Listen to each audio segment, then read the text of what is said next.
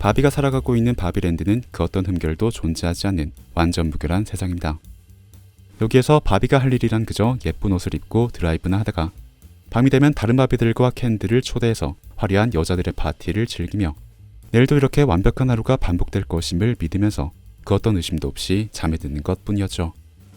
하지만 바비랜드 바깥에서 그 광경을 바라보고 있는 우리 관객들에게는 그 세계가 얼마나 부자연스럽고 인위적인지, 쉽게 말해 얼마나 가짜인지가 너무나 명확하게 보이게 됩니다. To the real world. You can go back to your regular life, or you can know the truth about the universe. The choice is now yours. The first one, the high heel. You have to want to know, okay? Do it again.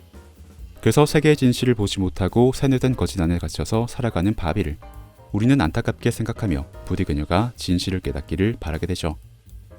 그렇기에 바비의 이러한 이야기 구조는 몇몇 분들께서 이야기하는 것처럼 남성들이 짜놓은 세계의 구조에 여성들이 일방적으로 착취당해왔음을 고발하며 여성의 권리 확장을 주장하는 페미니즘의 그 이념과 확실히 겹쳐져 보이는 측면이 있습니다. 그래서 지금 바비와 관련된 의견들이 보이는 인터넷 공간들에서는 반드시 페미니즘을 둘러싼 찬반 논쟁이 격렬하게 벌어지고 있는 모습을 발견할 수가 있죠. 하지만 저는 페미니즘에 열렬히 찬성하시는 쪽과 열렬히 반대하시는 쪽 모두 영화에서 관과하시고 있는 부분이 있다고 생각합니다. 바로 이 영화가 바비라는 캐릭터를 통해 궁극적으로 던지고자 하는 화두는 결코 페미니즘에만 머물지 않고 있다는 바로 그 부분을 말이죠. 제가 보기에 영화의 진짜 목적은 그러한 페미니즘 역시도 또 하나의 세계관에 불과할 수 있음을, 다시 말해 바비가 바비랜드에 갇혔던 것처럼 우리 인간도 비판적인 자기인식을 하지 않는다면 특정한 생각의 한계에 갇힐 수 있음을 들춰내고 비판하는 것에 있습니다. 그래서 영화는 그 목적을 분명하게 달성하기 위해 매우 흥미로운 캐릭터를 하나 내세웁니다. 바로 바비에게 다짜고짜 파시스트라고 일갈했던 페미니즘의 열렬한 신봉자 사샤를 말이죠. 만약 바비가 정말로 페미니즘을 교묘하게 섞어서 세상을 페미니즘으로 교정하고자 하는 일방적인 프로파간다 영화였다면 사샤라는 캐릭터는 결코 그런 방식으로 묘사될 수가 없었을 겁니다. 왜냐하면 이 영화가 비판하고자 하는 범위에는 열렬한 페미니스트인 사샤 또한 너무나 명백하게 포함되어 있기 때문이죠. 사샤는 페미니즘이라는 단 하나의 필터를 통해서만 세상을 바라보고 있습니다. 그래서 사실은 이 복잡한 세상의 문제들을 제대로 이해하지 못하고 있음에도 불구하고 마치 모든 걸 꿰뚫어 본다는 듯 시종일관 무례하고 냉소적인 태도를 보여주고 있죠. 그래서 사샤는 자신의 오만이 또 다른 여성인 엄마 글로리아를 얼마나 힘들게 했는지, 또 자신의 완전 무결한 세계관으로 설명하거나 해결할 수가 없는 문제가 실제 현실에는 얼마나 많은지에 대해 철저하게 무지하다가 파시스트 바비와 기득권의 톱니바퀴인 엄마와 함께 바비랜드를 향하는 그 여정에서 점차적으로 깨달아 나갑니다. 자신이 여성 상품화의 화신이라고 비판했던 바비 덕분에 엄마와 행복한 유년기를 보냈던 것도 인정할 수밖에 없는 사실이며, 아무것도 아니었던 앨런이 팔을 걷어붙이고 사샤와 글로리아 대신 싸움에 뛰어드는 것도 사실 사샤의 원래 세계관을 따른다면 설명할 수가 없는 일이었으며, 실존하고 있는 수많은 바비들을 구해냈던 것도 결국 사샤가 글로만 배운 페미니즘이 아니라 엄마 글로리아가 현실과 직접 부딪히며 얻어낸 경험담이었기 때문입니다. 세상의 모든 것들은 모순적이기 때문에 명확한 잘잘못을 따질 수 없지만 그런 한계 위에서라도 조금씩 나아가면 된다는 글로리아의 그 이야기는 지금까지의 모든 잘잘못을 따져묻고 지금 당장 완벽한 평등을 이뤄내야 한다는 일부의 급진적인 주장과는 분명 궤를 달리하는 것처럼 보이죠. 사샤는 그렇게 이야기하는 글로리아와 바비랜드 여정에 함께하며 지금까지 자신이 어디에 갇혀 있었는지를 직시하고 바비를 파시스트라고 부르고 엄마를 혐오했던 그 태도도 함께 바꿔나갑니다. 그리고 그러한 직시는 사샤와 바비와 바비들은 물론 켄과 캔들, 그리고 심지어는 마텔사의 남성 인직원들에게서도 마찬가지로 일어납니다. 그러니까 영화에 등장하는 모든 인물들은 바비와 사샤가 그랬던 것처럼 자신의 관점을 한정해 두고 있던 필터를 인지하면서 그 필터 바깥의 더 넓은 관점을 새롭게 깨달아 나가고 있는 것이죠.